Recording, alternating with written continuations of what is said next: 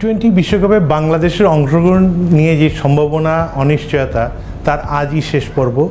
আপনারা জানেন আইসিসি গতকালকে সভায় একটি হার্ড লাইনে চলে গেছে। তারা যেটা বলেছে যে বাংলাদেশকে ভারতে গিয়েই খেলতে হবে এবং ভারতে গিয়ে না খেললে বাংলাদেশ যদি টি-20 বিশ্বকাপ না খেলে তাহলে বিকল্প একটি দলকে নেওয়া যাবে।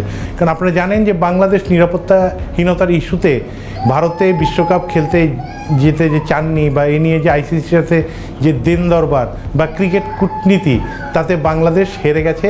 নিভু যে সম্ভাবনাটা জেগে আছে সেটা হলো গিয়ে আজই সেটা জানাতে হবে। বিসিবি সভাপতি আমিনুল ইসলাম বুলবুলের ভাষায় বলতে হয় যে বাংলাদেশের বিশ্বকাপ টি-20 বিশ্বকাপ খেলাটা এখন অনেকটা মিরাকাল। শেষ সম্ভাবনা যেটা আছে আর কিছুক্ষণ পর ঢাকার একটি 5 তারকা হোটেলে জাতীয় দলের ক্রিকেটারদের সাথে ক্রীড়া উপদেষ্টা আসিফ নজরুল বসবেন, তিনি আলোচনা করবেন, তিনি পরিস্থিতি ব্যাখ্যা করবেন, তারপর হয়তোবা ক্রিকেটারদের মতামত নেবেন।